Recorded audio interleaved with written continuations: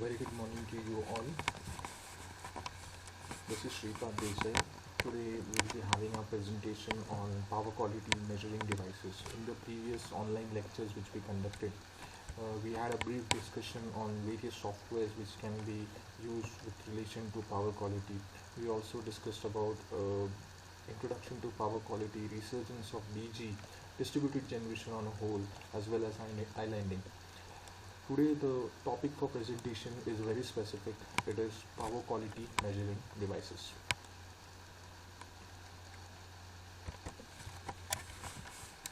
So as of now we all know what is power quality. It is anything which is a problem manifested in voltage, current or frequency which can lead to maloperation of consumer equipments. Power quality is very important because it can lead to maloperation of consumer equipments. The consumer equipments may not operate at a specified voltage ranges for which it is designed to. That is why power system engineers as well as consumers today are very much concerned about the quality of power which is being delivered to them. So there are various power quality problems today which a power system engineer has to face. You people are also aware about those. Some of those problems can be named as voltage sag, which is again a short-term voltage variation. Voltage swell, again that is a short-term voltage variation. Over and under voltage, that are termed as long-term voltage variations. Apart from that, there are various other power quality problems like presence of harmonics, flicker, voltage interruptions. These power quality problems can have an adverse effects on consumer equipments. That is why we should be very focused on the quality of power which is being delivered. So to start with, power quality problem vary from a very few seconds, as we discussed in case of voltage sag and voltage swell, to a few hours like over and under voltage. Further power quality problems also vary with respect to the voltage levels and variation in frequency. Now as per the Indian electricity rules, the permissible frequency variation is limited to plus minus 3%. Apart from that, for various voltage bus levels, there are specific voltage variations uh, which are being mentioned by the Indian electricity rules if we are operating in India. Apart from that, there are international standards like IEEE as well as IEC, which can be termed as International Electrotechnical Commission standards. So it's also important further in terms of power quality to maintain your frequency ranges as well as proper voltage variation. Further, various power quality problems may have impacts on power system devices as well as on the consumer devices, and that is very obvious. We have already discussed about it. All this problem necessitates the use of various power quality measuring devices, because power quality is one term, but what about measuring? For measuring you need a specific device. These devices are being designed as per international standards and they are capable of measuring various power quality terms.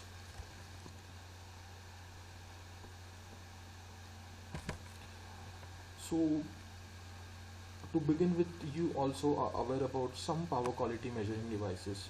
To be very specific, some basic power quality measuring devices are multimeters, oscilloscope, disturbance analyzers, waveform analyzers, harmonic analyzer, flicker meter, energy monitors, etc. Now to begin with multimeter, we'll be discussing each of this power quality measuring device in brief in the further slides. But to begin with, multimeter, we all know what is a multimeter. It is capable of measuring various electrical parameters ranging from voltage, current, frequency and all. Multimeters are portable devices. They can be used, they can be taken to a particular location, and they are very much accurate as compared to our conventional analog meters. So multimeter is used in specific because when a particular installation is done, major power quality problems arise when due to neutral and grounding issues. So multimeter can help us in solving those problems. Apart from that, oscilloscope. Oscilloscope is a display unit which is going to show you the characteristics of the voltage or the current waveform. Disturbance analyzer also relates to oscilloscope, but disturbance analyzer is very specific. because it is only going to show you the it can also show you the regular waveform, but it can categorize the disturbance waveform. For the waveform analyzer and harmonic analyzer, to be very specific, we know what are harmonics and how harmful they can be to power system and power system equipments. So, harmonic analyzers are capable of measuring the order of harmonic, the harmonic spectrum, um, to a particular order of harmony. They can also show you the optimum power quality. So harmonic analyzers are again one of the important measuring devices. For the flicker meter, flicker is normally unsteadiness which is felt on the human eyes, and it is properly termed as per the IEC standard. For the flicker meters are used, they typically look like a small tachometer kind of a thing, but yeah, they are very important power quality measuring device. For the energy monitors, normally we have energy meters which normally measure energy, nothing apart from that. But modern energy monitors are equipped with transmission protocol. They can transmit the data from the user to the control station. They can show you various tariff rates at present. That is, these meters are real-time meters. So again, they can measure various power outputs, like it can also show you active power, reactive power, your apparent power.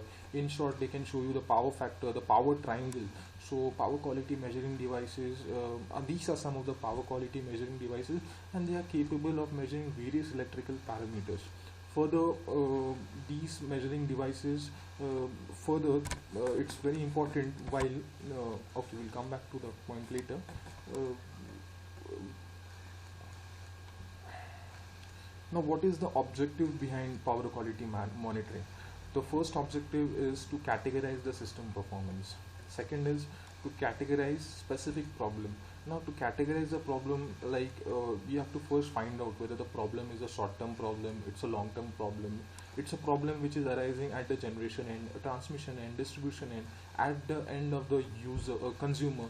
So, to categorize that particular problem depending upon various characteristics.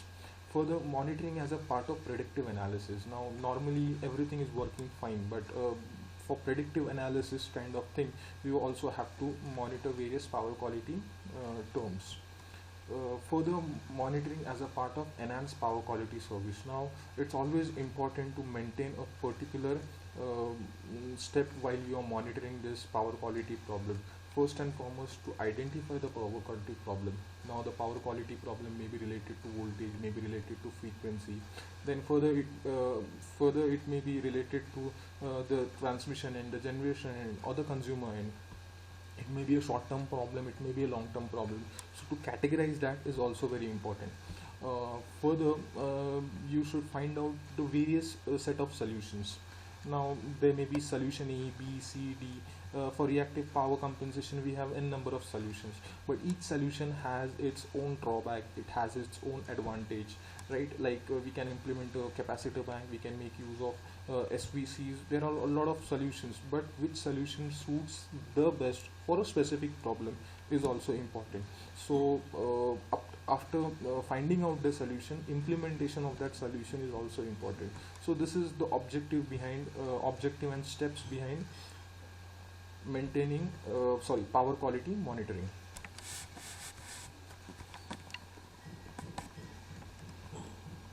We'll proceed ahead. Now,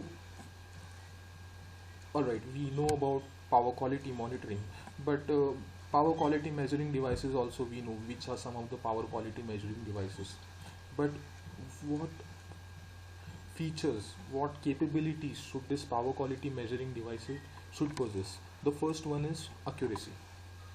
Now, power quality measuring devices are going to have certain electronic components in them, they're going to equip with analog to digital conversion units. They are going to make use of storage devices.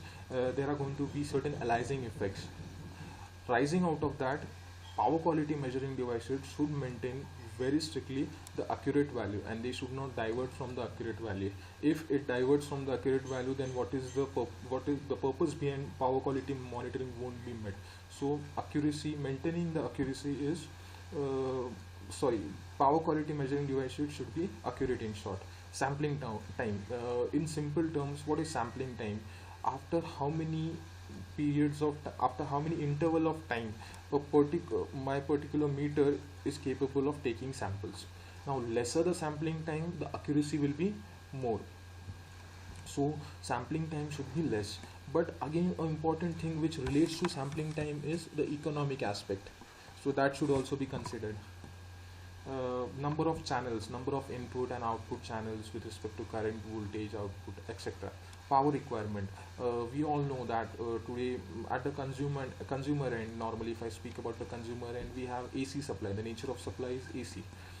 So if required, the power quality measuring device should be capable of conversion. Apart from that, the power requirement should be also very less.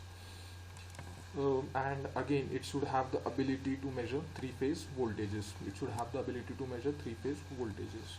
Further documentation, a power quality measuring device will be able to give you certain set of values. But what about the graphical representation? If a particular engineer has to represent the set of values um, to a third person, then power quality measuring devices, if they are capable of showing a graphical representation, or else you can say, if I can store the data over a period of time in my storage devices, then it will definitely be very beneficial. So modern power quality measuring devices should be equipped with the process of documentation and communication. Now, how communication? As we discussed in the previous slides, they should be capable of communicating the data in real time. Like my site may be certain distance apart from the control station. Now it's not possible every time for the control system engineer to come to the site and again take back the data to the control room for analysis. So what we should do is, power quality measuring devices should be equipped with transmission protocol which can transmit the data in real time. So that is one more thing. Again, software analysis is again an important part. Your the device should be capable and interface to various modern power quality softwares. It should be easy to use, and the cost should also be less. Again, the size should be less if possible, because it has to be taken to the site n number of times. So these are normal things like cost and size. So these are some of the features a power quality measuring device should possess.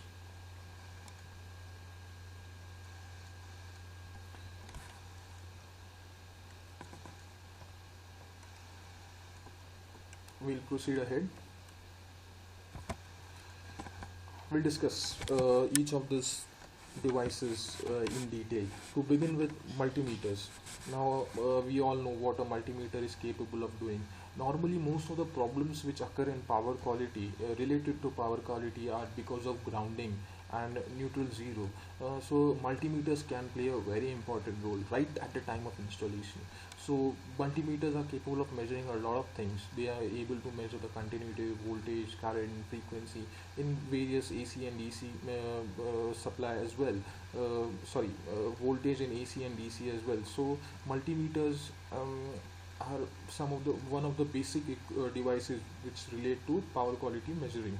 After installation, there is a need to measure its voltage, current with reference to installation practice. Some of the parameters a multimeter is capable of measuring are phase to ground voltages, phase to neutral voltages, neutral to ground voltages, phase to phase voltage, phase to current, neutral currents, etc. Now, previously we used to make use of analog meters. Now we all know what are the drawbacks of analog meters. One meter is capable of measuring only one parameter. Right. Apart from that, again, the size and analog meters may not be that accurate. It's always good to have a digital value, right? So multimeters again play a very important role when it comes to power quality measuring devices.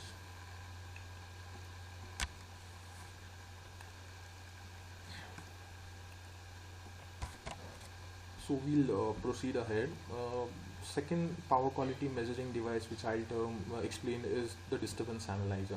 So as the name suggests, it is a disturbance analyzer. What do you mean by disturbance analyzer? It's going to analyze the particular disturbance which happens in the system, like certain transients. Now they typically can measure a wide variety of system disturbances, from very short duration transient voltages to long duration outages or under voltages. Conventional analyzers that summarize events with specific information such as overvoltage and undervoltage magnitude, sags, surge magnitude and duration, and transient magnitude and duration. Further, we have graphic-based analyzers like modern analyzers, which can term that save and print the actual waveform along with the descriptive information which would be generated by one of the conventional analyzers. So this is one of the added feature which can be added in the modern disturbance analyzers. This is something uh, a disturbance analyzer may look like.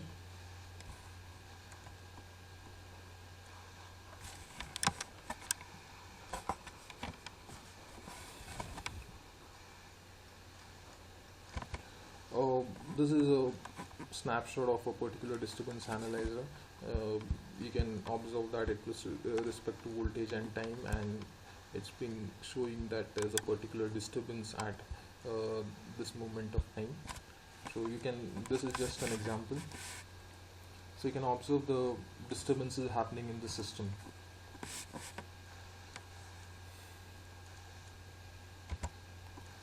Further, we'll discuss about oscilloscope. Now, what is an oscilloscope? Oscilloscope is a laboratory-based instrument commonly used to display and analyze the waveform of electronic signals. A typical oscilloscope can display alternating currents or pulsating direct current waveforms having a frequency as low as 1 Hz and rising almost to megahertz. The display is broken up, we all know it's broken up into source called horizontal divisions and vertical division. Time is displayed from left to right on the horizontal scale, and instantaneous voltages appear on the vertical scale. Now, the oldest form of oscilloscope still used in some labs today is known as, they generally make use of CRTs, right? Cathode ray oscilloscope. It provides an image by causing a focused electron beam to travel or sweep in patterns across the face of CRT. More modern oscilloscope electronically replicate the action of CRT using a LCD, that is a liquid crystal display, similar to those found on your notebook computers. So the purpose is the same. They are going to show you, the oscilloscope is going to show you the voltage, the current waveform.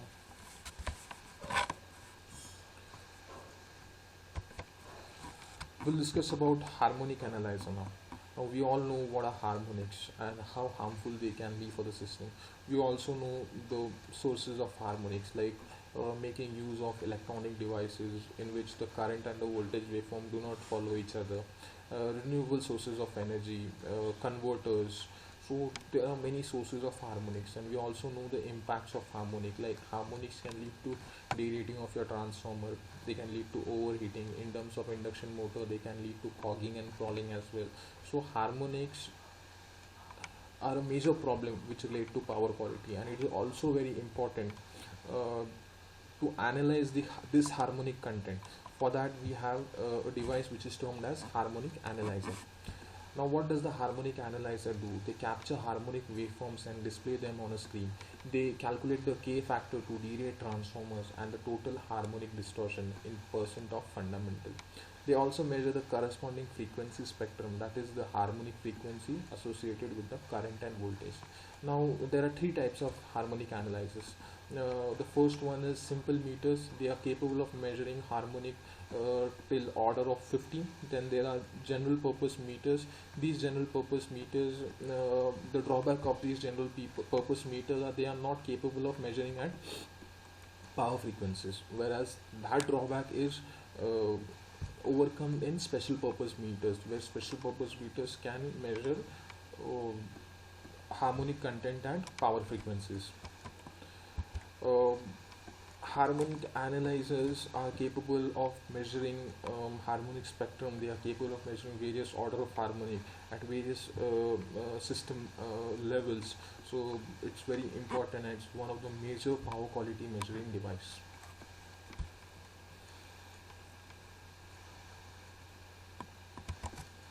We'll discuss about flicker meter. Now, what is flicker? Flicker is something which is unsteadiness felt on human eye, right? Uh, Because of the complexity of quantifying flicker levels that are based upon human perception, the most comprehensive approach to measure flicker is to use flicker meters. A flicker meter is essentially a device that demodulates the flicker signal, weights it according to established flicker curves, and performs statistical analysis on the processed data. So it's very important from the point of view of the consumer.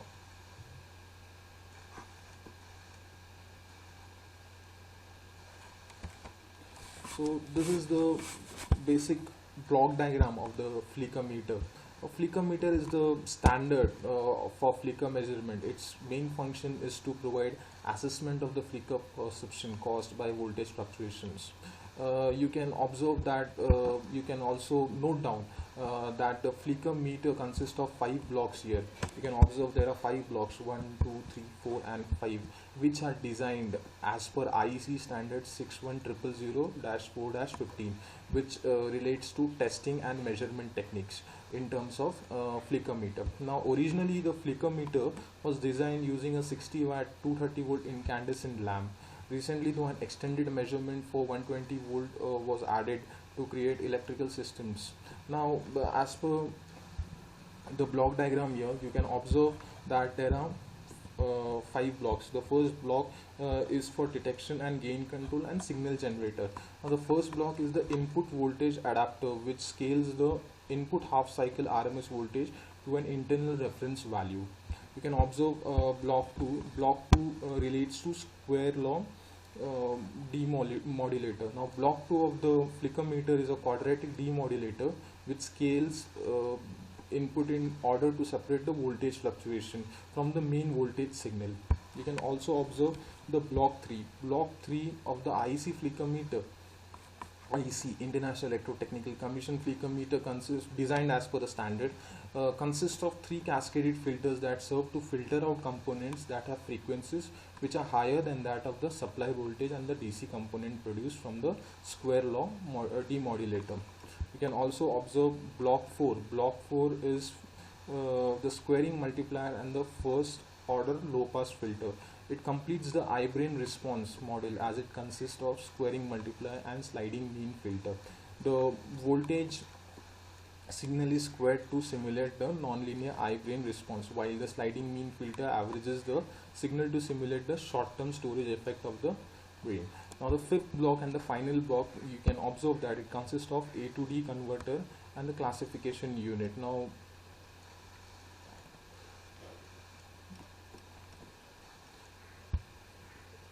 the block 5, that a fifth block, performs a statistical classification of the instantaneous flicker sensation, which is the output of block 4. This output is categorized within an adequate number of classes. Then a probability density function is created based upon each class, and from this a cumulative distribution function can be performed. Subsequently, a number of points from the cumulative distribution function are selected to calculate short-term and long-term flicker.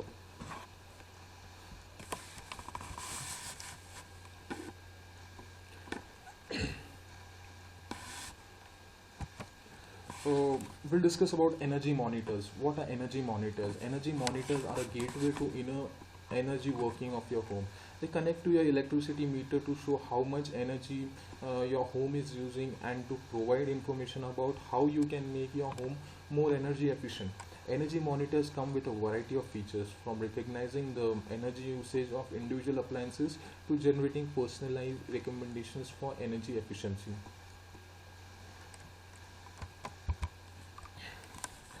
As discussed in the previous slides, energy monitors are going to measure the energy of a particular house or a particular utility. It can Energy meters should be capable of measuring various parameters like your power factor, your voltage range, your operating current, your power factor. Further, energy meters should also be capable of communicating the present values of the consumer and the tariff which the generating company has imposed. Uh, it should be a bidirectional communication. So modern energy monitors, and further they should also show you if your power factor is reduced below specific value, then you can be penalized. That is real time monitoring. That is why the term comes energy monitors.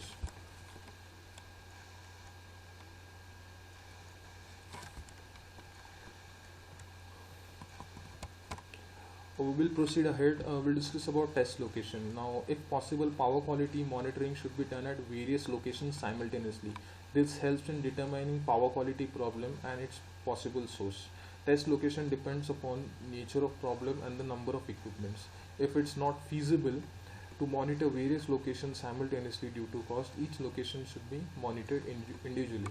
So these steps should be remembered when we finalize the test locations. We'll consider a case. We'll consider a case as shown in this diagram. There's a generator, there's a motor, there's a transformer, and finally there are certain points like A, B, C, D, and M.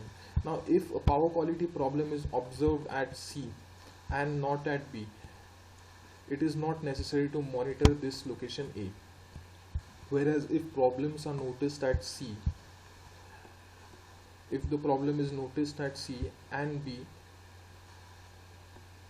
then location A as well, location A as well as location D both has to be monitored. Now now where the power quality problem exists, that is also very important, and where to monitor, where will you be getting the optimum results, that can only be decided by a person who is having a considerable amount of experience in this field.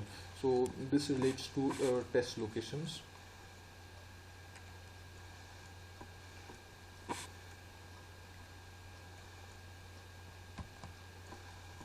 Instrument setup. Now, when we are discussing our power quality measuring devices, one more important aspect is the aspect of instrument setup. Selectivity of a particular instrument is very important. It should have a proper range. The nature of supply should be proper selected depending upon the nature of supply, or else there may be a problem when we measure various parameters. Safety on an individual should be taken on priority, as generally power cannot be switched off during monitoring, and generally these voltage levels are also very high, so one should be very very alert when he's making use of these devices and when he's working on the live system. Personal safety equipments like gloves, safety glasses, fire retardant clothes should be made use of, and it is also always advised not to work alone on when you're working in a closed room, when you're working on high level voltage. It's always good to work uh, with someone in case of any accident. It's always good to get some help immediately.